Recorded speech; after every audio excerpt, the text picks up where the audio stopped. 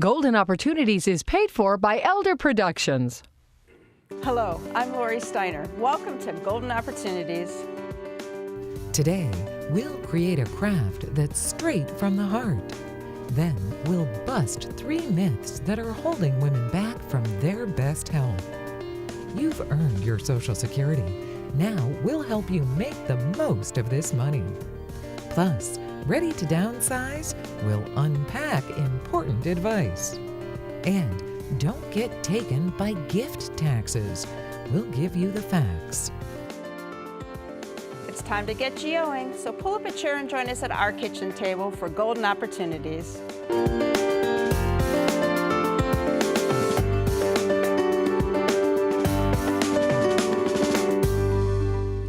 Valentine's Day is almost here, but there's still time to have a heart and make a holiday memory you'll love. Anna Olson is here to show us how. Anna is part of the crafted content team at Joann Fabrics and Craft Stores, so welcome to the show. Thank you very much for having me. Now, we think of Valentine's Day, you know, with sweethearts and things like that, but it's actually much more than that, isn't it? It is. It is moving into a day for friends, family, neighbors, and it's even a great opportunity to show your love between grandchildren and grandparents as well. Okay, so let's get to the heart of the matter. Sure. What are we going to make here today? Today we are making an embroidery hoop, a pom-pom embroidery hoop. It's a great craft to be able to create at any age skill, which is really great.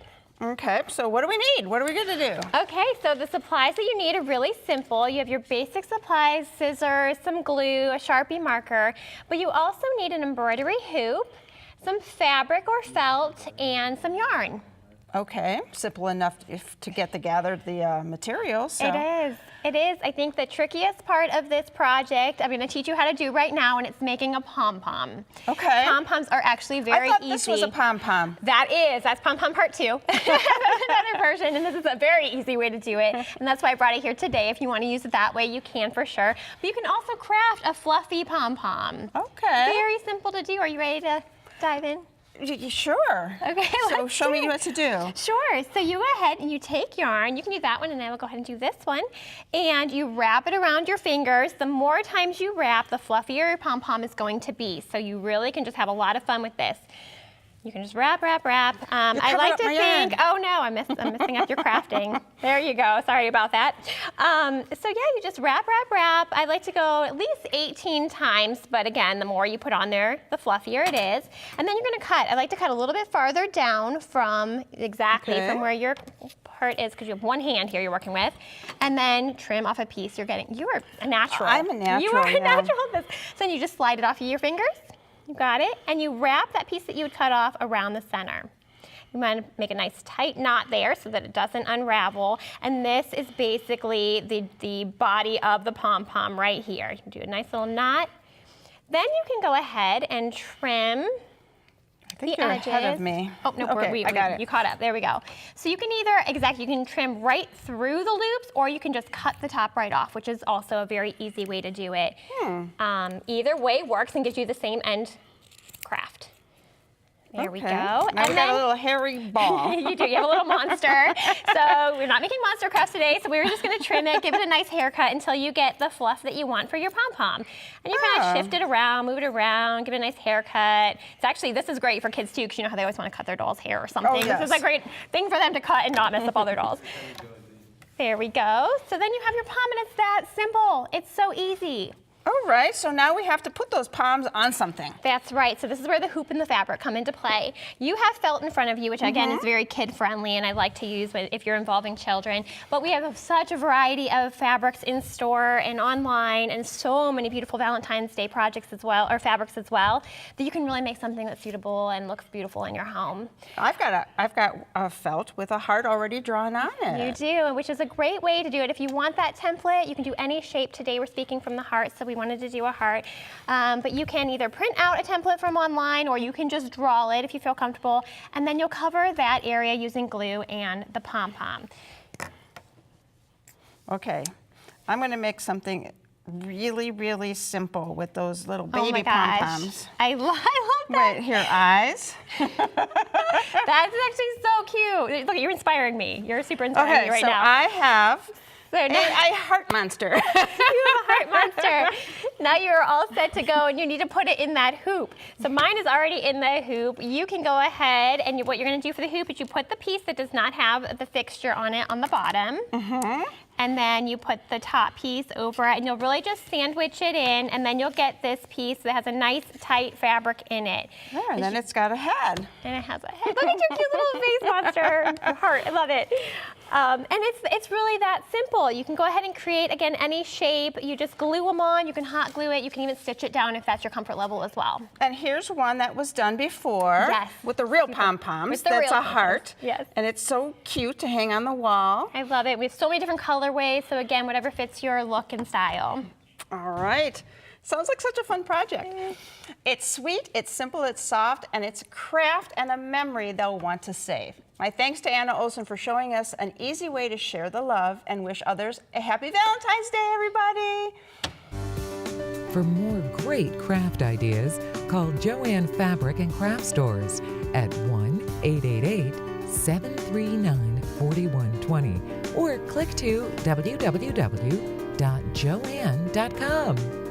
Next, treatments worth trying. But first, with Valentine's Day just a few days away, consider this question. Why did Cupid get the call to make love matches?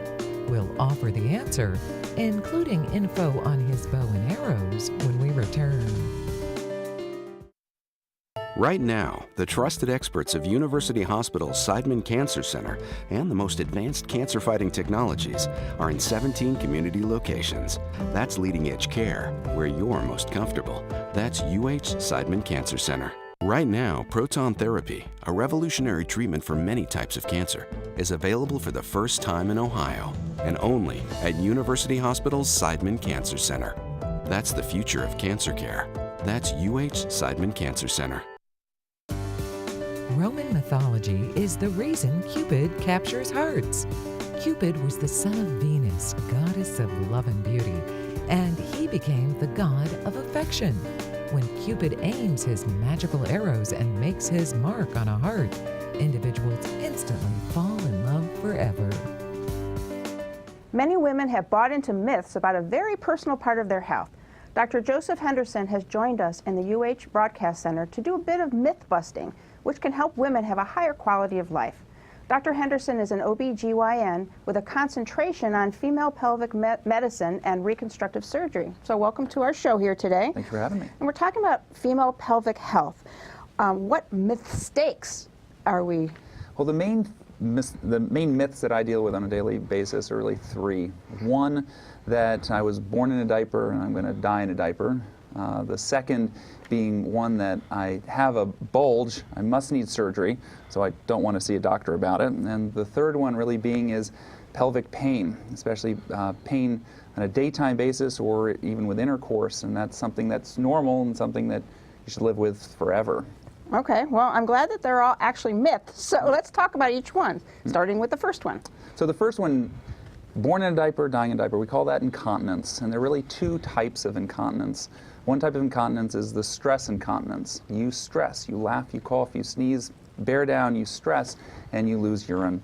That is something that is unfortunately very common, especially after childbirth, but it's something where we have everything from physical therapy, medical therapies, as well as surgical therapies that can cure that. The other type of incontinence is something called urge incontinence, and that's something where when you turn on the television you see all those advertisements of patients being led around by their bladder. That's what that is, running to the bathroom. The light switch goes off and you've got to go. Again, with that, there are therapies that include everything from physical therapy, medical therapies, Botox, which patients will sometimes use on their face, but we use in the bladder. They're little pacemakers, as well as things like something called PTNS, which is acupuncture for the bladder. So in terms of being born in a diaper and dying in a diaper, you don't need to. We've got great therapies for that. Okay, and leading to better quality of life. Absolutely. How about myth number two? Myth number two. So the feeling of a bulge, that's called prolapse. And what that is weakening of the walls of the vagina. Just like people can get hernias in their abdomen, this is slightly like a hernia in the vaginal walls. it is not something that goes on to cause things like cancer, diabetes, high blood pressure. It is a symptom. So if you are symptomatic of it, we've got great curative therapies out there. We can do everything from watching and waiting. About 50% will get better, or will stay the same, excuse me, or 50% will get worse with time. We have little inserts that go in the vagina called pessaries that, again, don't cause any of the bad things, but need to be medically managed. And we have surgical options. But having a prolapse does not mean you've got to go under the knife. Good to know. And there's myth number 3. There's number 3, so the pelvic pain. Unfortunately, pelvic pain is something that can affect women in their early childbearing years all the way up until their 90s. Most of the time it is either the muscles of the pelvic floor being in spasm. A lot of people carry their stress in their pelvic floor, or it can be things like going through menopause can cause the vaginal tissues to be very thin. And we have great therapies for that, including medicines, again, physical therapy, as well as surgical options if necessary. All right, great information. There's no reason to live with the issues Dr. Henderson described because, as he points out, they're all treatable. And that's not a myth. My thanks to Dr. Henderson for busting myths and boosting the quality of life for so many women. For more information, call the Center for Lifelong Health at University Hospitals at 844-312-LIFE. That's 5433. Or visit www.uhhospitals.org/lifelonghealth. Next, maximizing your Social Security money. Looking for places to go, things to do? Welcome to our community calendar. Want to get away and play on some greens? Then take a trip to the Cleveland Golf and Travel Show coming to the IX Center. February 16th through the 18th, equipment, apparel, and accessories, all great for golf, are teed up alongside representatives from relaxing golf resorts. To score more information, call 216-265-2673 or link to www.clevelandgolfandtravelshow.com. What's the best age to begin taking Social Security? 62, 65, 67, 70? Jim Lineweaver is here to run the numbers and to focus on the factors that can help determine your decision. Jim is a certified financial planner professional with the Lineweaver Financial Group. So welcome back to the show. Good to see you.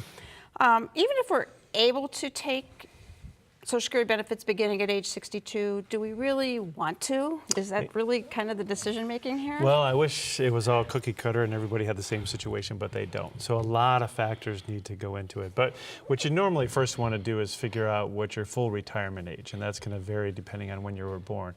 So we know we can start at 62. We know we have to take it at age 70, but it's going to show you here that based on your year of birth, if you're born between 1937 or earlier, then your retirement age is 65. And then if you look at these different bands, it goes all the way up to age 67. So if you were born after 1960, you have to wait to 67 to get your full retirement benefits. Okay. And the age at which you retire also determines how much you get, correct? Yes. Well, maybe more importantly, probably the amount of income that you earned and what you paid in, but then age is another factor. So what happens is, based on the numbers that we just showed you for the full retirement age, if you start early at 62, you're going to have a 25% reduction in your benefits, okay? And then each year after that, they'll go up or gradually increase a little bit. Full is that, like say, for instance, on that last chart, say you're age 67 is full Social Security retirement. Then if you delay it past that, you get another 8% every year. Ah. But age 70, if you haven't taken it, they're going to mandate you start taking it. So you got a window in there. So it goes up every year. Why would people not wait to get their benefits? Well, there's a lot of factors that come into this, okay? Because what ends up happening is, let's say you're still working. And right now for 2018, if you're making over $17,000 a year, and you're before age 65, you're going to give back $1 for every 2 you get. So it's almost like a 50% penalty. What also happens is, let's say you have a real longevity in your family and you have other income that you can rely on. You might have health issues. Gosh forbid, we hate to see this, but when you get in that last stage, if there are some terminal issues or anything going on, or you don't have longevity in your family, then take it earlier, because a lot of times it takes about 12 to 14 years to break even with Social Security. Oh, okay. Well, that's good to know too. And then also, if you're working for the government, you got to be careful because you have the windfall elimination period and a government offset. So you want to really figure out all these calculations before you pull the trigger on Social Security. A lot to it then. So what if you make your best guess and you start taking it and you think it was a big mistake, you change your mind? Well, I just had a client call last week. He's retired. Another employer got wind that he had retired. They wanted him to come back to work for this other company. Oh my. He's like, well, I'm already into Social Security and everything.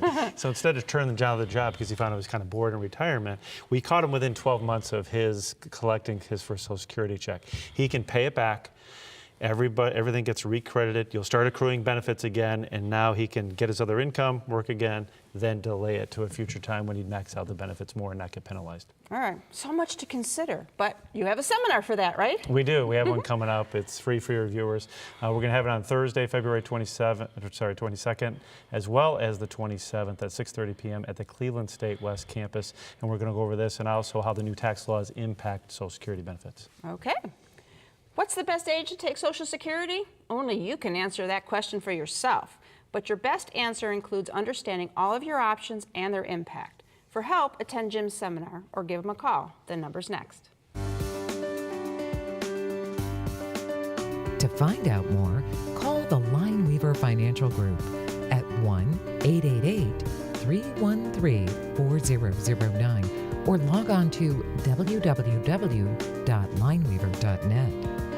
Up next, a moving experience. It's time to get up and go, an exercise segment on golden opportunities.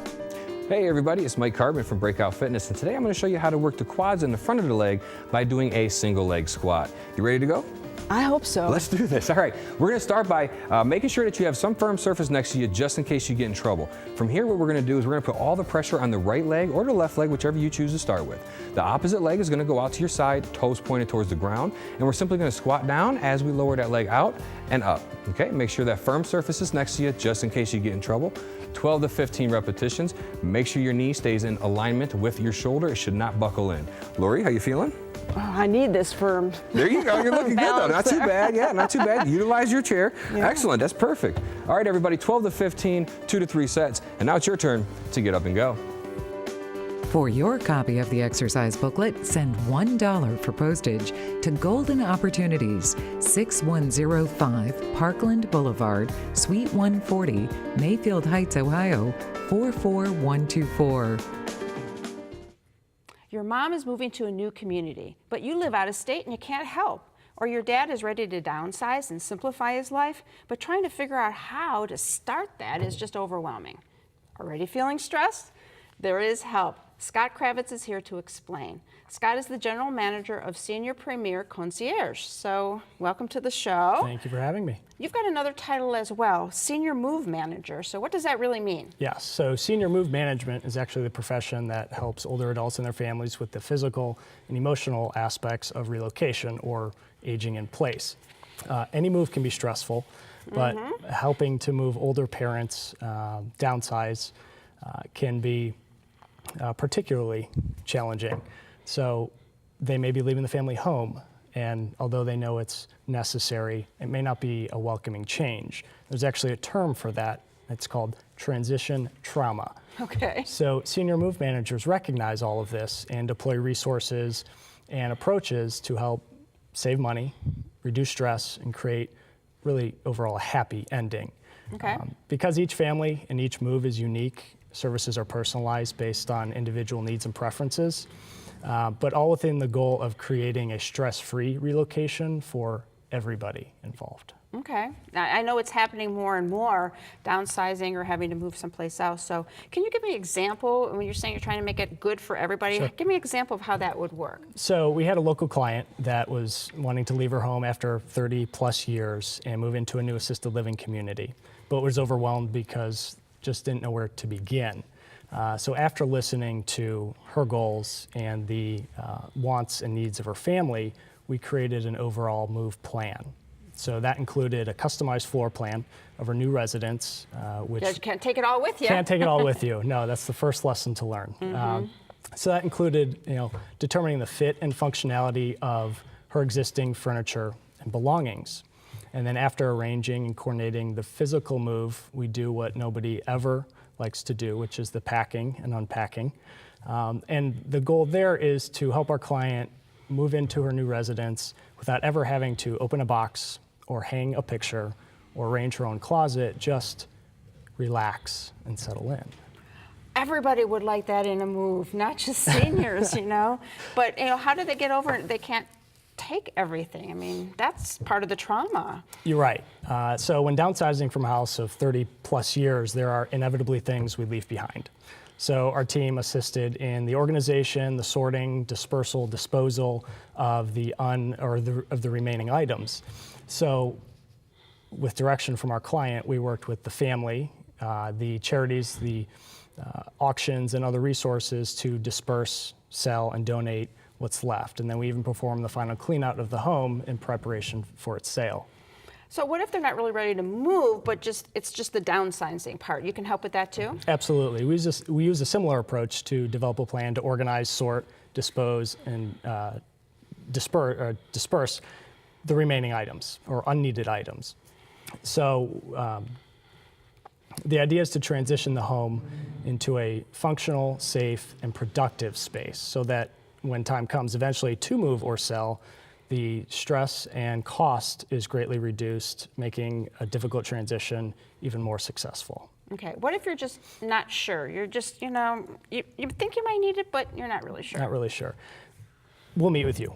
We'll do a consultation because every situation is unique. We want to learn as much as possible about your situation, your wants, your needs, and develop the best individualized plan. After we meet, typically I get the sigh of relief or a few tears of joy because you're just more confident knowing how to move forward. Yeah. It can be a fast process or it can be a slow process, whether you're moving in a week or in a year or two. But the most important thing to remember is you always need a starting point. Right. Excellent information. Downsizing can involve dozens of details, but this big move can be made more manageable for your parents and for you. To find out more about how a senior move manager can help, use the information that's coming up next. My thanks to Scott for making himself at home with us today. Thank you. Learn more by calling Senior Premier Concierge at 440-681-0501 or visit www.spcconcierge.com. Next, giving and taking away. Hilltop Village Apartments is retirement living at its best. Residents enjoy a wide variety of activities and living services with all large first-floor apartments, private screened-in patios with beautiful park views, daily dining room meals, free laundry facilities, 24-hour staff, and so much more. Enjoy safe, comfortable independence at a very affordable price. Call today for a tour and learn how you can get your first month's rent free. Hilltop Village Apartments, retirement living at its best. Christmas is past, but as we get deeper into the new year, should we be making other gifts to save money, or does gifting actually cost us more money? Here to talk about the gift tax and tell us the facts and fiction is my law partner, Mike Solomon. Hey, Lori. So as everybody probably knows, Congress passed this new tax law last year, part of which increased the federal estate tax exemption to like $11.2 million per person. What does that have to do with gift taxes? Well, first of all, none of this is really relevant to anyone unless they're super wealthy to have this amount of money. So the federal estate tax and the gift tax, they run on the same standard. They're together. So you can not only pass away and give away $11.2 million free of estate tax, but you can give away $11.2 million free of gift tax or a combination. So if you gave someone $2 million, you'd still have this $9.2 million of estate tax exemption to exempt your estate from estate taxes. Okay, but then what about this $10,000 a year thing that everybody talks about that you can do? Yeah, everyone always mixes that up. That's the annual exclusion. It used to be $10,000. It's adjusted for inflation over the years. In 2018, it's $15,000, and you can give away $15,000 per person without dipping into that large exemption. So, for example, let's say you have 5 children, 10 grandchildren, 15 people. You can give $15,000 each one. The math works out to be $225,000 without filing a gift tax return and without dipping into that massive exemption. Do you pay any gift taxes? No, no gift taxes. How about income taxes? Okay, well, that's a good question. So when you give away money, there's no income tax, and when you receive it, there's no income tax. So it's a good deal both ways. Okay, but what about if it's some kind of appreciated asset, that basis that you have to worry about for income tax purposes? How does that play into this? Okay, so let's say you bought some stock at $1 and it grew to $10,000. You sell it, you can pay capital gains typically. You give it to the kids and they sell it, they're going to pay capital gains. But, if they hold on to the stock until they pass away, mom and dad, death is the last income tax loophole. All the capital gains are wiped out. So if they die and the stock, let's say they bought stock from a bank at $1 a share and it grew to $10 a share. They have 2 shares, it's worth $20. They sell it, they pay capital gains. They die holding it, all the capital gains are wiped out and the kids can sell it with no income tax. So part of gifting is, even though there's no income tax or gift tax, you got to think about those kind of taxes too. Right, you have to think about taxes, and then also you have to think about the Medicaid rules we talk about all the time here. If you give money away, the $15,000, even though there's no tax problem, as you know, remember we talked about the 5-year look-back rule, that can impact your ability to qualify for Medicaid. So you always have to think about that. Lots of things to think about. Any other words of wisdom? Well, there's one again, if you're the super wealthy, this $11.2 million exemption disappears after 2025 and goes back to the super wealthy $5.49 million exemption. I wouldn't worry about that till the year 2025, because in the past, Congress always addresses that sort of thing at the last minute. All right. Well, interesting tips on gift taxes. Are you still in gift-giving mode after the holidays? There are ways to give without receiving a tax issue. Follow Mike's tips for ways to give without receiving a tax issue. And if you have more questions, give Mike a call. The number's next. Call Solomon, Steiner, and Peck at 1-888-236-5173 for more information or to schedule a speaker for your organization. Or log on to www.ssnplaw.com. Thanks for joining us today. Until next week, please remember to make the most of your golden opportunities. If you'd like to join our kitchen conversation, visit our website, www.goldenopportunities.tv. Like us on Facebook. Call us at 440-742-GO-TV or email us at kitchen@goldenopportunities.tv. We'd love to hear from you.